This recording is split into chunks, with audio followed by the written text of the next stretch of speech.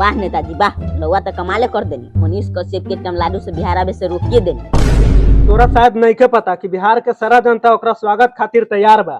अरे भूटान, अभी तू न जाना तारा, अगर मनीषवा बिहार आ गईल तो सब गड़बड़ा जाई। हाँ नेताजी, हम तो मान गईनी केहू राजनीति सीखे तो रउआ से। बहुत कोशिश करता उ बिहार आवे के, अगर जो बिहार आ गई तो ओकरा बाहर आवे से केहू न रोकी। हाँ, यही खातिर तो तारीख पे तारीख देख मनीषवा के तमिलनाडु जेल में रखले बानी। रउआ सही करतानी नेताजी, अगर जो मनीष बा गलतियों से बाहर आ जाई तो रउआ कहब नहीं बंद। बाबा चल ठीक बा, कोर्ट में जजो बोलैले बा, वकीलबा का अभी हम फोन कर देतानी। हेलो, हाँ वकील साहब, आई न कोर्ट में।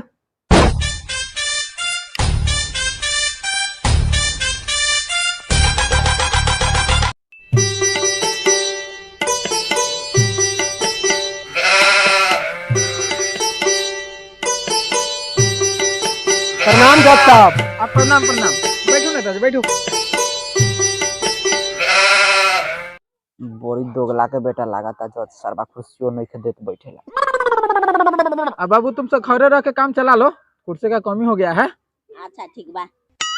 क्या वकील साहब, ये क्या हो रहा है? मनीष कश्यप को बेतिया कोर्ट में क्यों नहीं पेश किया जा रहा है? अरे क्या कही जज साहब, मनीष कश्यप के बिहार लावे खातिर बहुत फोर्स लागे, यही खातिर ना लावतानी। का फोर्स लागी? हमरा तो समझे में नहीं आवत कि मनीष कश्यप कितना बड़का आदमी बा कि ओकरा खातिर फोर्स के जरूरत पड़ेला। अरे जज साहब, रउआ का नइखे पता, अगर मनीष कश्यप बिहार में आ गईल तो यहाँ का जनता सब ओकरा के वापस नइखे जाए दी। नेताजी सही कहता जज साहब। क्या इसका मतलब मनीष कश्यप बिहार नहीं आएगा? देखो बहुत तारीख पर तारीख बदला गया है, अब की बार किसी भी तरह करके मनीष कश्यप को बेतिया कोर्ट में पेश करना ही पड़ेगा। अच्छा ठीक बा जज साहब, हम कोशिश करत तानी। अच्छा ठीक बा, हम चलत तानी। हाँ तो बाबू सब खेला समझ गई नहीं। हाँ हमरा तो लगा था कि तोहनिए दोनों के हाथ में कि मनीष कश्यप बिहार नहीं गया।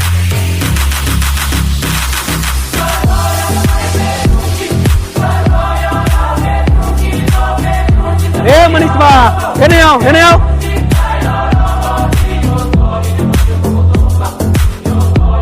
का हो मनीष, तमिलनाडु जेल में मजा आवता? सुनो ना नेता, हर बार तू हमारा बिहार आवे से रोका तारा न, याद रखिए जहिया बिहार आ गई वही दिन से तोहर उल्टा गिनती शुरू।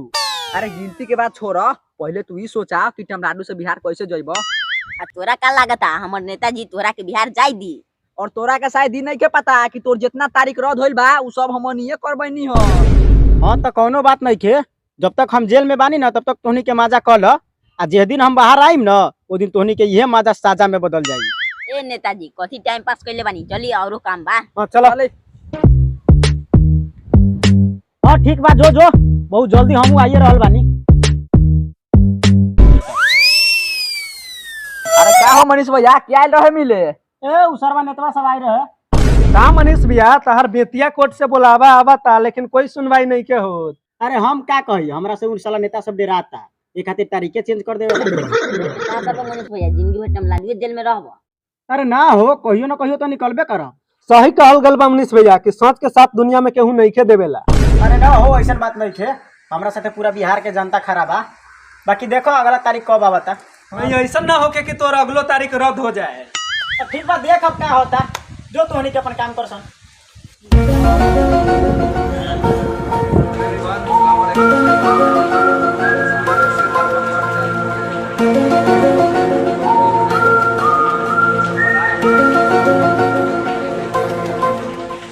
कैसा कंटेंट लाइक कीजिएगा, सब्सक्राइब कीजिएगा।